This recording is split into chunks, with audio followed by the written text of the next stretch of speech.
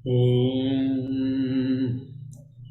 सच्चिदानन्दरूपाय विश्वोत्पत्त्यादिहेतवे तापत्रय विनाशाय श्रीकृष्णाय वयं नुमः। श्रीकृष्णाय वयं नुमः। श्रीकृष्णाय वयं नुमः।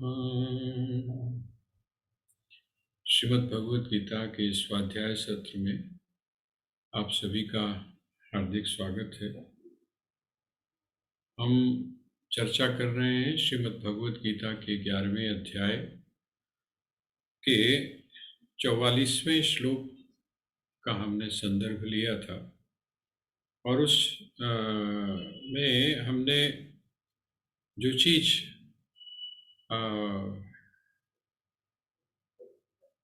सुनी,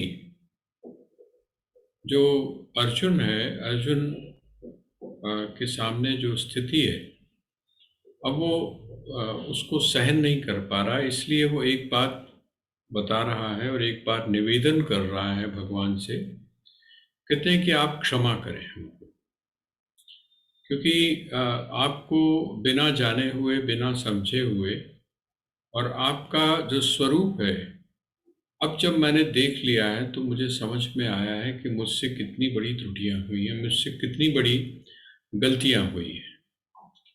तो उसने 3 एग्जाम्पल्स यहाँ पर दिए हैं कि आप मुझको जो क्षमा करें। वैसे तो एक चीज और भी है कि क्षमा का जो भाव है, आपने देखा होगा कि जो जैनिज्म है, उस जैनिज्म में एक क्षमा दिवस मनाया जाता है और हमारे यहाँ भी एक क्षमा दिवस मनाया जाता है।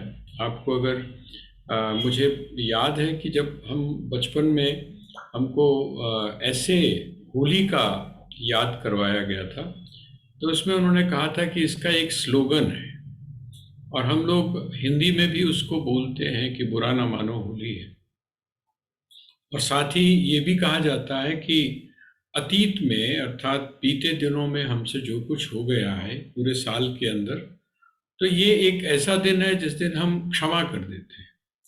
और वो क्षमा आप जो कल्याण के जो विशेषांक है, खास करके उसमें जो व्रत वाला और पर्वों का जो विशेषांक है, उसको जब आप पढ़ेंगे तो वहां पर आएगा कि होली एक ऐसा दिवस होता था जिसमें कि ब्राह्मण, क्षत्रिय, वैश्य और शूद्र, ये सारे के सारे मिलकर इसको मनाते थे।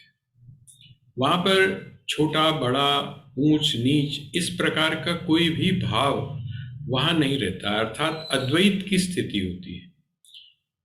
तो ये जो क्षमा का जो है, ये क्षमा का स्वरूप क्या है, तो आपने नीति का एक वाक्य सुना होगा कि क्षमा वीरस्य भूषणम। कि क्षमा जो है वो किसका भूषण है, तो कहते हैं जो वीर पुरुष होता है उसका भूषण है। क्योंकि क्षमा करना ऐसा नहीं है कि आप कमजोर हैं, आप कायर हैं, ऐसी बात नहीं है। क्षमा का अर्थ होता है कि आप हैं, कर तो सकते हैं, लेकिन करने के बावजूद, उसकी क्षमता होने के बावजूद भी आप जो है वैसा कर नहीं रहे।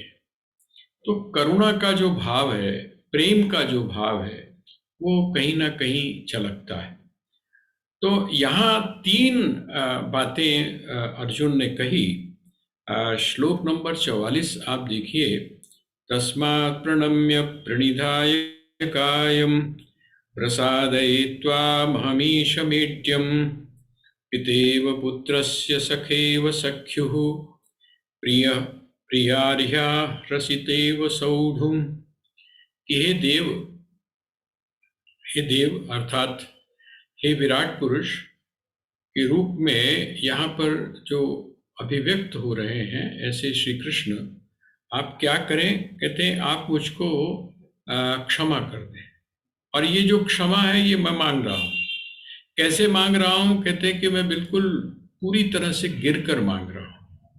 आपने एक शब्द सुना होगा और खास करके वैष्णवों में आजकल भी वो प्रचलित है, और वो होता है जिसको आप बोलते हैं साष्टांग प्रणाम।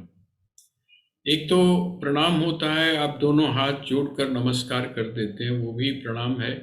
आप चरणों का स्पर्श करते हैं अपने घुटनों को जमीन पर रखकर, और आप जब चरणों का स्पर्श करते हैं, और उसमें भी आता है कि जो आपके जो दोनों हाथ हैं वो क्रॉस होने चाहिए।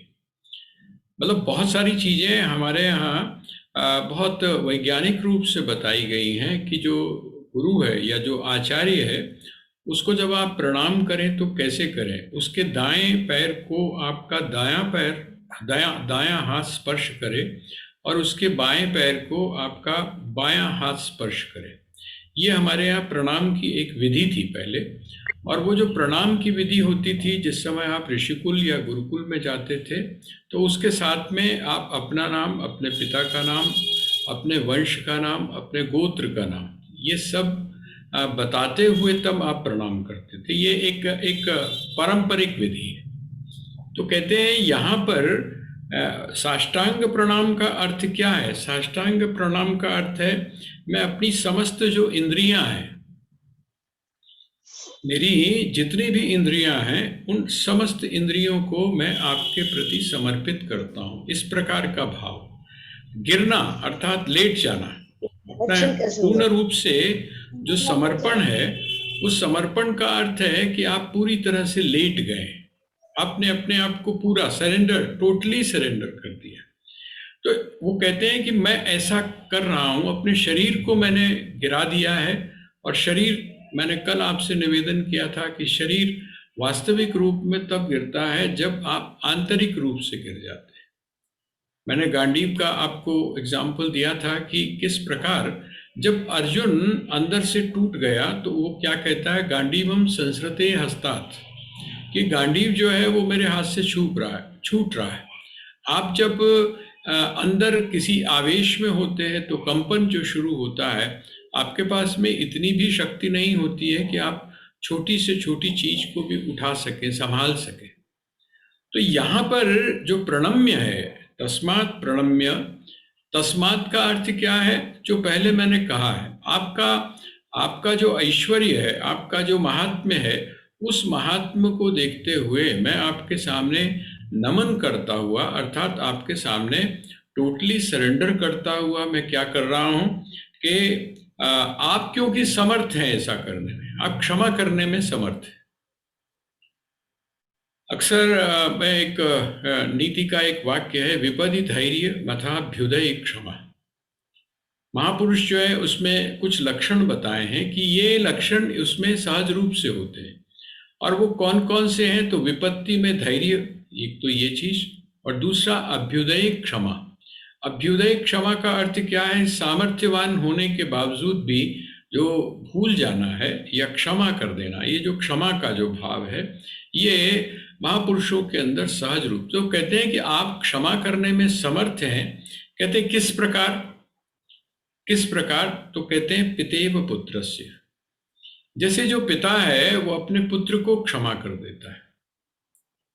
पिता जो है वो अपने पुत्र की गलतियों को क्षमा करता चला जाता है। हम भी देखते हैं अपने जीवन में, बचपन में नहीं बल्कि बड़ा होने के बावजूद, यहाँ तक आप देखेंगे कि जिस समय आयु बहुत हो जाती है तब भी वो जो पिता क्षमा कर देता, कोई बात नहीं, देखी जाए। जो पिता है वो क्षमा करेगा, अर्थात जिसमें पितृत्व का भाव है, जिसमें एक ग्रेविटी है, जिसको हम पिता बोलते हैं, जिसमें एक ग्रेविटी है, उसके अंदर क्षमा का भाव अपनी संतान के प्रति सहज रूप से होता है। कहते हैं जिस तरह से पिता अपने पुत्र को क्षमा कर देता है, उसमें सामर्थ्य होती है। क्यों सामर्थ्य होती है? क्योंकि वो पिता है। कहते हैं, और दूसरा कहते हैं सखैव सख्यु, जिस प्रकार एक मित्र दूसरे मित्र को क्षमा कर देता है। आपने देखा होगा कि जब आप मित्र होते हैं, आपके जितने भी मित्र होते हैं, जिसको हम मित्रता सच्चे अर्थों में बोलते हैं, किसी स्वार्थ को लेकर अगर आप कहीं जुड़े हुए हैं तो वो मैत्री नहीं माना जाता है। मैत्री का भी हमारे यहाँ नीति में बड़ा सुंदर वर्णन है। कहते हैं मित्र कौन होता है कहते हैं मित्र वो होता है जो आपकी अच्छाइयों को, छोटा सा तिल की तरह अगर आपकी अच्छाइयां हों तो उनको पर्वत की तरह जो लोगों के बीच में रखे, उसको, वो है मित्र। आपकी जो थोड़ी सी भी अच्छाई है, इसका मतलब आपकी अच्छाइयों को तो प्रकट करे, और आपकी जो बुराइयां हैं, आपकी बुराई पर्वत के समान हो तो उसको भी वो किसके समान कर दे, तो कहते हैं राई की तरह कर दे, छोटा कर दे, आपको अलग से समझाए, लोगों के बीच में नहीं। मतलब ये जो एक आलोचना का है कि आप आलोचना कब करें, कैसे करें, कहां पर करें, ये रिलेशनशिप के ऊपर डिपेंड करता है। और सच्ची जो आलोचना है, जिसको हम आलोचना बोलते हैं, वो आलोचना अगर आप दूसरे के हित को लेकर आलोचना कर रहे हैं तो वो आलोचना का रूप ही कुछ, उसकी शब्दावली कुछ अलग होगी, उसका रुख एक अलग होगा।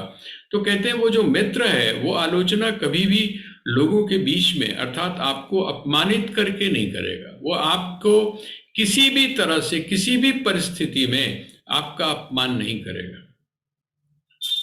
तो कहते हैं सखा, एक सखा दूसरे सखा का जिस प्रकार से क्या करता है, सम्मान करता है, उसको, उसकी बातों को क्षमा कर देता है।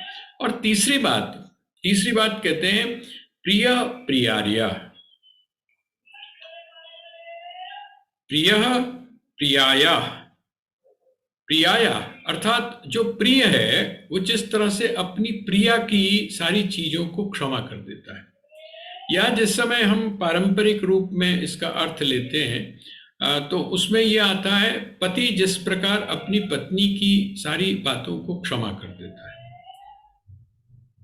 अब देखिए, जो पति है, पति अपनी पत्नी की बात को क्षमा क्यों कर देता है, और ऐसा क्यों यहाँ पर कहा गया। वैसे तो आमतौर पे ऐसा होता है और कहीं कहीं नहीं भी होता है। अगर पति के अंदर अहंकार है, पति में यदि अहं की वृत्ति है तो वो अब हमेशा अपनी पत्नी को अपमानित करेगा, और अगर अहं की वृत्ति नहीं है, उनमें अगर अंडरस्टैंडिंग है तो वो क्या करेगा, अपनी पत्नी जो है उसको क्षमा कर देगा। और हमारे यहाँ पत्नी की ही बात नहीं है, जो पुरुष है वो उस पुरुष का एक कर्तव्य बनता है कि स्त्री के द्वारा अगर कभी भी किसी भी प्रकार की भूल हो जाती है तो उसको क्षमा करे। उसका कारण क्या रहा है, उसका कारण सबसे बड़ा ये रहा है, ये बात माना कि जो पुरुष है, हमारा जो समाज है वो कैसा है, तो कहते हैं पुरुष प्रधान समाज है। तो पुरुष प्रधान जब समाज है, इसका मतलब अगर पुरुष मुखिया है तो पुरुष मुखिया होने के कारण उसका कर्तव्य बनता है कि वो जो जिसको वो कहता है कि निर्बल है, जिसको वो कहता है कि अबला है, जिसको वो ये कहता है कि जी भूलों की गठरी है, वो अनुभव उसका उतना नहीं होता है। इस तरह से जो बातें कही जाती हैं, होता या नहीं होता वो बात आप छोड़ दीजिए, लेकिन अगर ऐसा कहा जाता है तो जो सामर्थ्यवान है उस सामर्थ्यवान का क्षमा करना कर्तव्य बन जाता है। तो यहाँ एक बात तो ये, और दूसरा क्या है कि एक प्रिय, जिन लोगों में प्रेम होता है, परस्पर प्रेम होता है, वो परस्पर जब प्रेम होता है तो क्या होता है, कहते हैं प्रेम की पहचान ही होती है कि क्षमा। जिसको हम प्रेम बोलते हैं ना, जिसके साथ में भी आप प्रेम करते हैं, उसको आप किसी डेफिनेशन के अंदर नहीं लग सकते हैं, ठीक है। जैसे पिता पुत्र की बात हो गई, सखा सखा की बात हो गई, यहाँ पर जो प्रिया शब्द का या प्रिय शब्द का है, इसका मतलब आपका जिसके साथ में भी अपनापन है, जिसके साथ में भी आपका प्रेम है, जिसके साथ में भी आपकी आत्मिक रूप से रिलेशनशिप है, तो कहते हैं वो भी क्या करता है, क्षमा करता है। तो कहते हैं जिस तरह से वो जो क्षमा करता है वो कोई औपचारिक क्षमा नहीं होती है। ये जो तीनों जो क्षमा करते हैं ये औपचारिक नहीं होते हैं, बल्कि ये सहज रूप से क्षमा की बात है। यहाँ पर पिता पुत्र को सहज रूप से क्षमा करता है, मित्र मित्र को सहज रूप से क्षमा करता है, और जो प्रिय है वो अपने प्रिय को सहज रूप से क्षमा करता है। कहते हैं उसी प्रकार से आप भी सामर्थ्यवान हैं। आप सामर्थ्यवान क्यों हैं, क्योंकि आप में ये तीनों चीजें हैं। वो जो है सीमित है, पिता और पुत्र का रिलेशन सीमित है, सखा और सखा का संबंध जो है वो एक सीमित है, एक दायरे में बांधता है, और प्रिय और प्रिया का जो रिलेशनशिप है, संबंध जो है वो भी एक दायरे में बांधता है। लेकिन हे प्रभु, हे देव, आप क्या हैं? कहते हैं आप में तो ये तीनों चीजें हैं। त्वमेव माता च पिता त्वमेव, त्वमेव बंधुश्च सखा त्वमेव, त्वमेव विद्या द्रविणम त्वमेव। और ये जो है, जो तीसरी वाली बात है, तीसरा जो इसमें उदाहरण दिया, प्रिय प्रिया, अर्थात त्वमेव शरणम मम देव देव, कि हे देवताओं के देवता अर्थात परम पूज्य जो आप हैं, वो क्या हैं? आप ही मेरा सर्वस्व है। देखिए, प्रेम जो है वो, प्रेम का मतलब यह है जिस समय आप उसको सर्वस्व मानते हैं, जिस समय आप उसको सब कुछ मानते हैं। एक गीत आप लोगों ने अक्सर सुना होगा, उसकी एक स्टैंजा, कई महापुरुष भी उसको बोलते हैं। आप उसको उस दायरे से निकाल कर थोड़ा सा सोचिए, जिसने भी वो शब्द लिखे हैं वो शब्द कितने महत्वपूर्ण हैं। उसको परमात्मा के साथ यदि हम जोड़ कर देखें, एक तू ना मिला सारी दुनिया मिले भी तो क्या है, इसका मतलब क्या हुआ? ये है प्रेम, जहां पर हम किसी से कुछ नहीं मांगते हैं, बल्कि जहां हमारा होता है कि नहीं, तू मुझको प्राप्त हो, ये है प्रेम। और ऐसा जो प्रेम होता है उसमें सहज रूप से क्षमा का भाव होता है। क्यों? आप पॉजिटिव चीज देखते हैं। देखिए, प्रेम की सबसे बड़ी पहचान क्या है? पॉजिटिव, आप सकारात्मक रूप से देखते हैं। आपको उसकी नेगेटिविटी जो है, उसका जो नकारात्मक, दूसरा वाला, अंधेरे वाला जो पक्ष है, वो आपको दिखाई ही नहीं देता है। तो कहते हैं जिस प्रकार ये तीनों ऐसे हैं, और आप में क्योंकि तीनों चीजों हैं, इसलिए आप क्या हैं? तो कहते हैं आप जो है वो मुझको क्षमा करने के शक्ति रखते हैं। अब अगला वो क्या जो है, जो श्लोक है 45। अब क्योंकि जैसे आपने, हम लोग विचार कर रहे हैं कि भयभीत हो चुका है, डर है, उसके मन में एक डर है, उसके मन में एक भय है। किस बात को देखकर? क्योंकि उसने कभी भी परमात्मा का, या वह जो अपना मित्र है, या अपना जो सखा है, या अपना जो प्रिय है, हम तीनों मानकर चलते हैं, और जिसको वो अपना माता और पिता के रूप में, अर्थात इस समस्त जगत का जो कारण है, उसको उसने इस रूप में कभी भी नहीं देखा है। वो तो किस रूप में देखता है? वो तो सुदर्शन। सुदर्शन का अर्थ क्या होता है? सुदर्शन का मतलब होता है जिसको देखकर आपके भीतर एक प्रसन्नता, आप जिसको देखकर आपके मन में एक लहर सी उठने लगे, किस चीज की? आनंद की लहर उठने लगे, उसको बोलते हैं सुदर्शन। जिसका दर्शन करने मात्र से आपके अंदर सु अर्थात सुष्ठु, सौंदर्य जो है उसकी लहर उठने लगे, उसको बोलते हैं सुदर्शन। तो भगवान कैसे हैं? कहते हैं भगवान तो सुदर्शन है। उन्होंने सुदर्शन धारी ही नहीं है, वो स्वयं सुदर्शन भी है। तो कहते हैं वह जो सुदर्शन है, वो नाम क्या है उसका? उनका जो वो है अस्त्र जो है, उसका नाम क्या है? उसका नाम है सुदर्शन। सुदर्शन होने के बावजूद भी क्या है? वो जिस समय चलता है, जिस समय निकलता है उनकी उंगली में से, या जिस समय उनकी उंगली में आ जाता है, तो सामने वाले को क्या लगता है? सामने वाले लगता है कि कुछ होने वाला है। लेकिन वो किसके लिए निकलता है? वो उसके लिए निकलता है जो अभक्त है, वो उसके लिए निकलता है जो अत्याचारी है, जो उसके लिए निकलता है जो जिसको बोलते हैं हम तमोगुण की वृत्ति का है। तो तमोगुण के विनाश के लिए वह जो सुदर्शन निकलता है वो कराल बन जाता है। कहते इसी तरह से जिस समय परमात्मा के विराट रूप को देखा अर्जुन ने, तो अब क्या चाहता है वो कहते हैं नहीं, विराट नहीं देखा जाता, विराट जो है वो नहीं देखा जाता। आप अम्बरीश की कथा को आपने सुना होगा, कई बार सुना होगा। उस अम्बरीश की कथा में क्या है? वह जो सुदर्शन है, वो सुदर्शन राजा अम्बरीश के लिए क्या है, वो सच में सुदर्शन है, और वह जो महर्षि हैं उनके लिए वो क्या है, उनके लिए वो कराल है, उनके लिए वो क्रूर है। तो कहते हैं इसी प्रकार से ये जो आपका विकराल रूप है ये मुझसे नहीं देखा जा रहा है। अब मैं क्या चाहता हूं, कहते हैं आप अपने असली रूप में आ जाइए। वो कौन सा आपका रूप है, वो कहते हैं वो विष्णु रूप है, विष्णु तत्व है। विष्णु तत्व कैसा है, बहुत सौम्य है, क्योंकि वो जो सौम्यता है, वो सौम्यता किसके कारण है, आपका जो स्नेह है ना अपनी संतान के प्रति।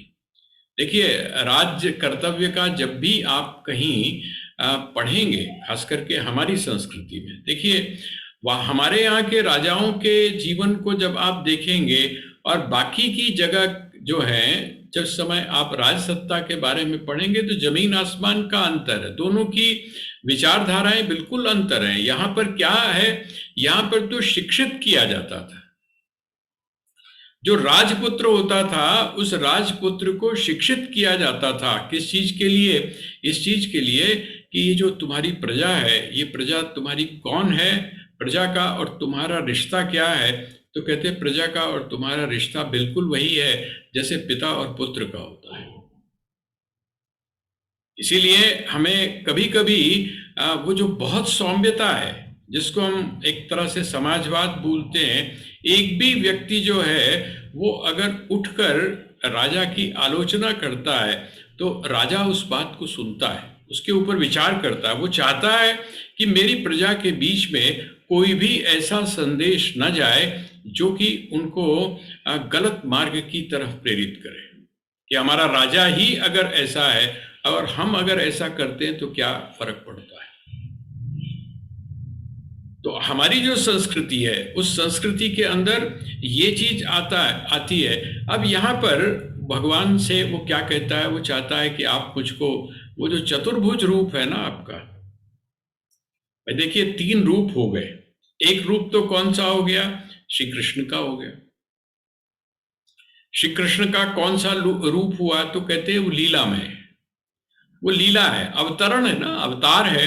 तो अपने भक्तों के कष्ट को हरने के लिए एक विशेष परिस्थिति में, क्योंकि अवतरण हुआ है श्री विष्णु का, इसलिए उनकी लीलाएं उन अपने संदर्भ के साथ में, अर्थात वह जो युग है उस युग के साथ में जुड़ी हुई है। जिन जिन चीजों की आवश्यकता है उसके अनुसार भगवान वहां पर काम करते हैं। जिस समय वराह का रूप धारण किया तो उस समय उस चीज की जरूरत थी, इसलिए वराह का रूप धारण किया। जिस समय नरसिंह का रूप धारण किया तो क्योंकि उस समय वैसा ही रूप चाहिए था, इसलिए नरसिंह का रूप धारण किया। कहते हैं यहाँ पर भी उसी रूप में आपको दिखाई दे रहे हैं, श्री कृष्ण के रूप में। लेकिन वह जो श्री कृष्ण है, उन श्री कृष्ण के पीछे वह जो मूल तत्व है, मूल तत्व कौन सा है, विष्णु तत्व। और वह विष्णु तत्व कौन सा है, तो वो विष्णु तत्व का जो ध्यान है वो ध्यान बताता है कि विष्णु तत्व वास्तव में क्या है। जब आप कहते हैं शांताकारं भुजगशयनं पद्मनाभं सुरेशं विश्वाधारं गगनसदृशं मेघवर्णं शुभांगं लक्ष्मीकान्तं कमलनयनं योगिभिर्ध्यानगम्यं वंदे विष्णुं भवभयहरं सर्वलोकैकनाथम। अब ये कौन है, ये भगवान विष्णु का ध्यान है। तो अर्जुन क्या चाहता है, कहता है कि नहीं, जो बीच वाला है ना, कौन सा, एक तो वह रूप है जो विराट रूप अभी मैं देख रहा था, एक वो रूप है जिसके साथ में मैं अक्सर रहा हूं, वो कौन सा है, वो श्री कृष्ण का रूप है। कहते हैं उसके बीच वाला जो रूप है कौन सा, भगवान विष्णु का। कहते हैं वो जो विष्णु का रूप है, चतुर्भुज जो रूप है, उस चतुर्भुज रूप को मैं क्या है, मैं देखना चाहता हूं, मैं उसका दर्शन करना चाहता हूं। उसको चतुर्भुज रूप का जब मैं दर्शन करूंगा तो ये एक जो मेरा मोह है कि आप मेरे सखा हैं, और उस सखा भाव की वजह से जाने और अनजाने में जो मैं त्रुटि कर गया हूं, तो वो त्रुटि अब